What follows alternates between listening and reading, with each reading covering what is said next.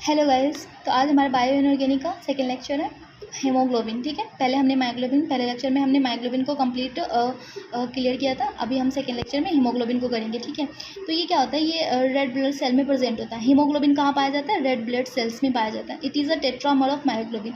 Myoglobin का ये tetramer होता है। ठीक है, मायोग्लोबिन, अब आप मायोग्लोबिन का मैं स्ट्रक्चर आपको शो कर रही हूँ। ये देखो, ये है कंप्लीट मायोग्लोबिन का स्ट्रक्चर है। ठीक है, फेरस एटम बीच में सेंटर में है और ये 4 रिंग है इसका नाइट्रोजन मेंबर वाला, और ये 6 मेंबर वाला, ये 4 रिंग अटैच है। 5 मेंबर वाला 4 रिंग अटैच है और ये हिस्टिडीन से कनेक्ट है। तो ये हमारा मायोग्लोबिन का स्ट्रक्चर। और ऐसे 4 यूनिट मिलके एक हीमोग्लोबिन बनते हैं। ऐसे 4 यूनिट मिलके एक हीमोग्लोबिन बनते हैं। अब इसका फंक्शंस देखेंगे हम। It transport O2 from lungs to tissue. अच्छा, हमने जो मायोग्लोबिन देखा था उसका फंक्शंस क्या था?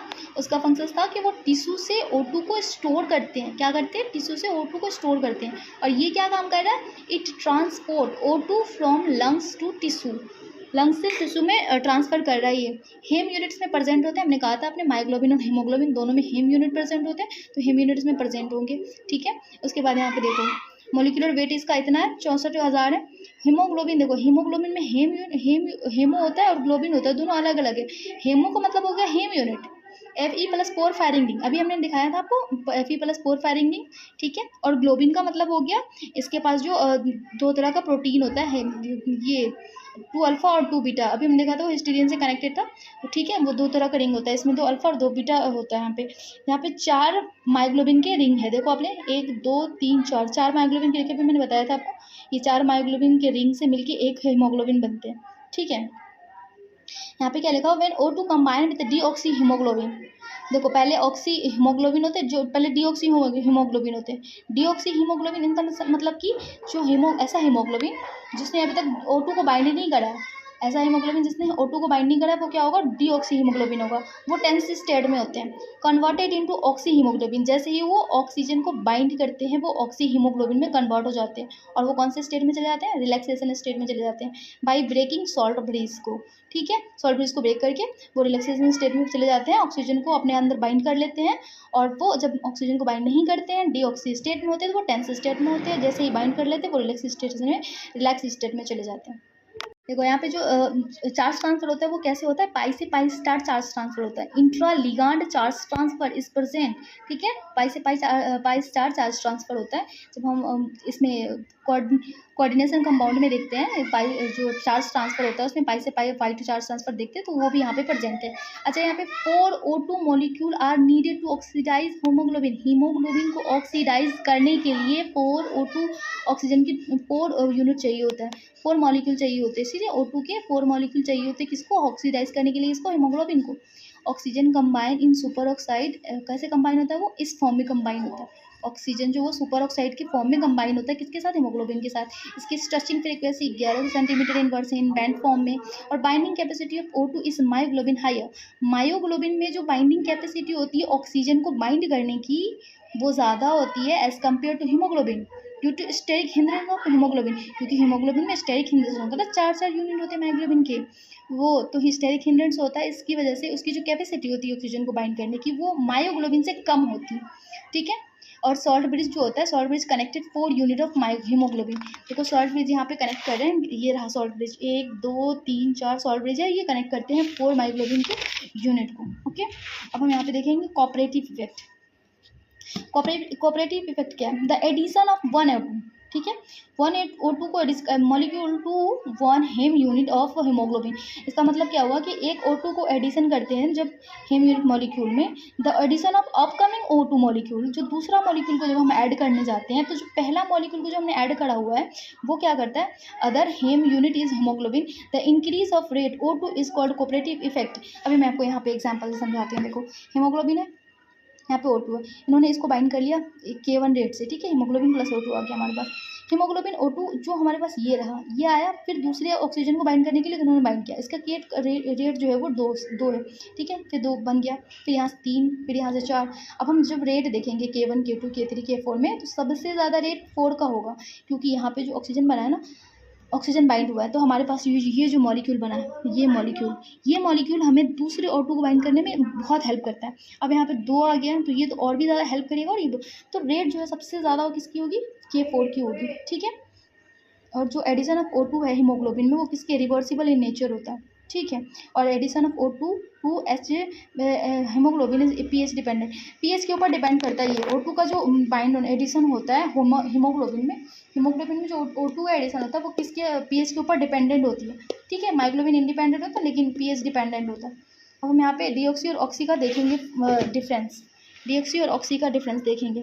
सबसे पहले हम डीऑक्सी में जो फेरस एटम होता है वो क्या होता है, वो +2 स्टेट में होता है, ठीक है। उसका D6 है, T2G और Eg इस तरह से जो ब्रेक होता है T2G और Eg में, तो ये ईजी फॉर्म है, ये T2G फॉर्म है, ठीक है, T2G फॉर्म है। अच्छा, इसके पास जो लिगांड है वो वीक लिगांड है। वीक लिगांड होने की वजह से क्या होगा, इलेक्ट्रॉन पहले यहाँ जाएगा, यहाँ जाएगा, यहाँ जाएगा, फिर यहाँ जाएगा, फिर यहाँ जाएगा। पेयर्ड करने की जो वीक लिगांड में होती है ना वो कैपेसिटी नहीं होती है, तो वो पेयर्ड नहीं कर पाएगा। तो एक ही है जो पेयर्ड है, बाकी 4 जो है अनपेयर्ड है। हाई स्पिन कॉम्प्लेक्सेस होती है, जो वीक फील्ड लिगांड होते हैं ना वो हाई स्पिन कॉम्प्लेक्स बनाते हैं, हाई स्पिन कॉम्प्लेक्स बनाते हैं, मतलब कि पेयर्ड नहीं करते हैं। पहले कंप्लीट फिल करेंगे उसके बाद पेयर्ड स्टार्ट होगा, ठीक है। CFSC उसका लो होता है, CFSC जो है वो किसके आयनिक रेडियस के इनवर्सली प्रोपोर्शनल है। Fe2+ जो है उसका जो रेडियस होता है वो ज़्यादा होता है, Fe2+ has highest large radius, ठीक है। पैरामैग्नेटिक क्यों है, क्योंकि यहाँ पे अनपेयर्ड इलेक्ट्रॉन प्रेजेंट, इसलिए। जब पैरामैग्नेटिक है तो ऑफकोर्स ESR EPR एक्टिव ही होगा। उसका कलर कौन सा होता है, वायलेट कलर होता है, किसकी वजह से, पाई से pi star transition interligand charge transfer, okay. तो पाई से पाई स्टार चार्ज ट्रांसफर होता है, उसकी वजह से कलर वायलेट कलर होता है। अच्छा, फेरस और नाइट्रोजन का हमने बॉन्ड देखा था, वो क्या है ना, लेंथ इज लार्जर होता है। लार्जर होने की वजह से जब बड़ा हो जाता है ना वो टेंस स्टेट में होता है, इधर उधर जा सकता है। स्क्वायर पिरामिडल इसकी ज्योमेट्री होती है। अब हम देखते हैं ऑक्सी हीमोग्लोबिन क्या है। ऑक्सी हीमोग्लोबिन में Fe2+ में है, ठीक है, 6 में है, T2G6 और T2C6 और Eg0। यहाँ पे डी ऑक्सी में क्या था, T2G4 और Eg2 था। यहाँ पे डिफरेंस क्या है, T2G6 और Eg0। क्यों है, क्योंकि यहाँ पे जो लिगांड होते हैं वो स्ट्रॉन्ग फील्ड लिगांड होते हैं, ठीक है। लो स्पिन कॉम्प्लेक्सेस होता है, जो स्ट्रॉन्ग फील्ड लिगांड होते हैं वो लो स्पिन कॉम्प्लेक्स बनाते हैं। स्ट्रॉन्ग फील्ड लिगांड लो स्पिन कॉम्प्लेक्स बनाते हैं और फिर weak field ligand high spin complex बनाते हैं, करेक्ट। हाँ देखो, इसकी CFSC हाई होती है, Fe2+, सिमिलर आयनिक रेडियाई होता है, स्मॉलर आयनिक रेडियाई होता है यहाँ पे। उसके बाद ये डायमैग्नेटिक होगा, क्यों होगा, क्योंकि ये सारे पेयर्ड है। स्ट्रॉन्ग फील्ड लिगांड होने की वजह से इन्होंने सबसे पहले नीचे की तीनों को पेयर्ड कर दिया है, ठीक है। डायमैग्नेटिक ESR EPR एक्टिव हो, इनएक्टिव होगा red colour due to pi to pi star transition interligand charge transfer, इसमें भी है। अच्छा, Fe का बॉन्ड लेंथ जो है वो स्मॉलर होगा, क्योंकि यहाँ पे लार्ज है, बड़ा है। जब बड़ा होने की वजह से वो टेंस स्टेट में होता है, तो छोटा होने की वजह से वो रिलैक्स्ड स्टेट में होगा। ऑक्टाहेड्रल ज्योमेट्री है इसकी भी, इसकी ऑक्टाहेड्रल ज्योमेट्री है, ठीक है, और रिलैक्स्ड स्टेट में है ये कंप्लीट। देख लो एक बार, हीमोग्लोबिन और मायोग्लोबिन, सॉरी डीऑक्सी हीमोग्लोबिन और ऑक्सी हीमोग्लोबिन, ठीक है। हम ना इफेक्ट ऑफ pH देखेंगे अभी। तो मायोग्लोबिन मैंने बताया था ना, मायोग्लोबिन में pH इंडिपेंडेंट होता है, pH का कोई इफेक्ट नहीं होता, लेकिन हीमोग्लोबिन में pH डिपेंडेंट होता है, ठीक है। हीमोग्लोबिन में pH होता है। अच्छा, बाइंडिंग कैपेसिटी डायरेक्टली प्रोपोर्शनल है pH के। जितना pH कम होगा बाइंडिंग कैपेसिटी उतनी ज़्यादा होगी O2 को। हीमोग्लोबिन जो O2 को बाइंड करते हैं और टिश्यू तक पहुंचाते हैं। हमने क्या स्टोरी पढ़ी थी इसकी, जो हीमोग्लोबिन है वो O2 को बाइंड करते हैं और कहाँ तक पहुंचाते हैं, टिश्यू तक ट्रांसफर करते हैं, ट्रांसफर करने में हेल्प करते हैं, ठीक है। और O2 की जो बाइंडिंग की कैपेसिटी है वो डिपेंड करती है pH पे। जितना कम pH होगा उतना अच्छा, उतना ज़्यादा बाइंडिंग के, सॉरी, जितना pH कम होगा उतना बाइंडिंग कैपेसिटी भी इसकी कम होगी। बोहर्स इफेक्ट देखते हैं हम। बोहर्स इफेक्ट में it reflects response of haemoglobin with change pH। pH को चेंज करने पर हीमोग्लोबिन किस तरह से हीमोग्लोबिन की बिहेवियर में चेंज आता है, उसको रिफ्लेक्ट कौन करता है, बोहर इफेक्ट करेगा, ठीक है। In tissue decomposition of hydrocarbon take place. यहाँ पे देखो कार्बन 6 है, H12 है, O6 है, तो ये कार्बोनिक एसिड में CO2 में कन्वर्ट होगा, वाटर के मॉलिक्यूल में कन्वर्ट होगा। ये दोनों मिलकर क्या बनाएंगे, कार्बनिक एसिड बनाएंगे। कार्बनिक एसिड से H+ इंक्रीज होगा, और जितना ज़्यादा H+ होगा उतना ज़्यादा pH इंक्रीज होगा, H+ इंक्रीज होगा, pH इंक्रीज होगा। बाइंडिंग कैपेसिटी उतनी कम होगी, और जितनी कम बाइंडिंग कैपेसिटी होगी वो O2 उतनी अच्छे से O2 रिलीज मोर डिफिशियंसी, ठीक है। तो high concentration of CO2 and low pH में कैसे होगा, CO2 इंक्रीज, कार्बनिक acid increase, H2CO3 increase, H+ increase, pH decrease, ठीक है, बाइंडिंग कैपेसिटी डिक्रीज। यहाँ देखो effect of partial pressure of O2। ठीक है, इसका हम ग्राफ देखेंगे।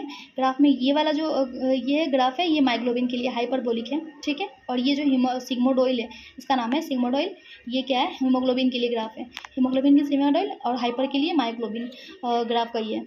माइग्लोबिन जो है पीएच इंडिपेंडेंट है, हाइपरबोलिक कर्व आता है इसका, और हीमोग्लोबिन पीएच डिपेंडेंट है, सिग्मोडोइल कर्व आता है इनका।